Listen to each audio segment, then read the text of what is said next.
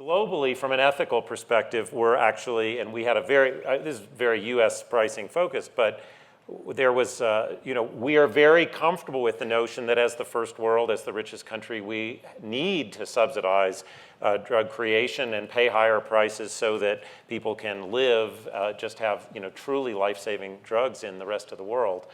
My question is, when you came up with that scenario, you gave the highest price to the person who'd just been laid off. But if we had the scenario where the lowest price was to the person that Lisa described at the beginning who's trading off between rent and drugs, would we feel more ethically comfortable? And is that sort of what we should aspire to? Or should we aspire to a market level where you walk into the grocery store and a loaf of bread is the same price for everybody? I have to say, I think we have to ascribe to transparency.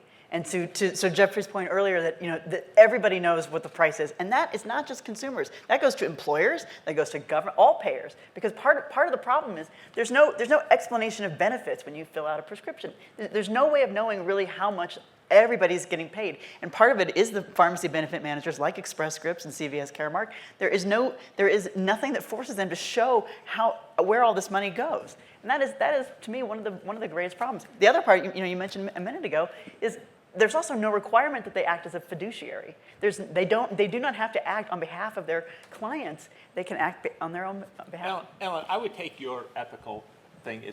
I think we do want actually a fair price that is the same price for everyone. And what we want to do is subsidize people who have lower income in other ways, like subsidize their purchase of insurance or subsidize reducing their co-pays and things like that. I don't think you want to have, one of the problems of the pharmacy price system, as I think was well pointed out, is it's a total black box. And prices are all over. You have list price, you have the discounted price. None of us know really what that is. We infer it from lots of information in the marketplace, but it's a total black box. I think we would like to have a transparent price and subsidize people who are lower income in other ways to get their health insurance. I think that would be a much fairer system. But that's exactly what the Affordable Care Act was intended to do, subsidize people who have lower income, and whether it's their co-pays or their premiums. The transparency point is one that we need to do better. We need to make it very easy when you're buying an insurance plan that you can see what your drugs cost, what your hospitalization is going to cost you, what your primary care will cost you, what cancer centers are available to you, so that people really can shop around and get the right product that's right for them. What about seeing what our drug prices really are? The list prices for drugs are published. They are publicly available for anyone. And then you argue, list prices are not real. Yeah. Right. No, but So this whole issue of like the list price, the retail prices, it is, I think, unconscionable that if you're a low-income person, you walk into a pharmacy and you get what's called the usual and customary price, which is like a retail price.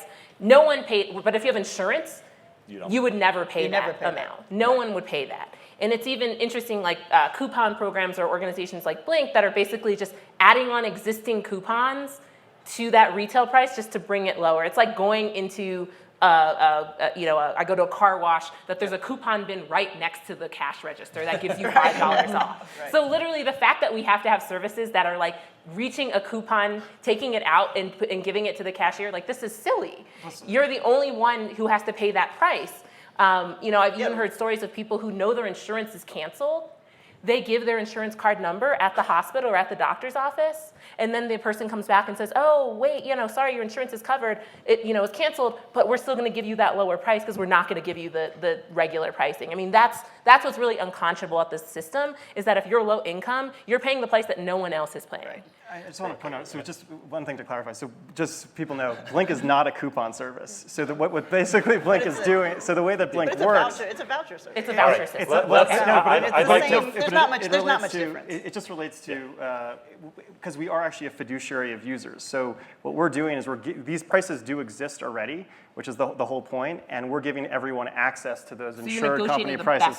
Right, and we actually do sign, when you join, you do sign a fiduciary. We become a fiduciary of our members so that we can't make money unless basically they're saving how come money. everybody can't do that? That's my Well, question. no. The two most important parts are really transparency and then ensuring stability for low-income people. All right. Can we focus there? Ken? So I think Zeke put it very well. I mean, we would like to have a fixed price, but then we have to make it affordable, and we have to do that with subsidies or other mechanisms. But Alan, when you started, one of the points that you made is we're all comfortable with the notion that the US will pay for drug discovery and drug development, and we're going to be beneficiaries to the rest of the world. And the point that I want to make is I think that's not true for the Western world.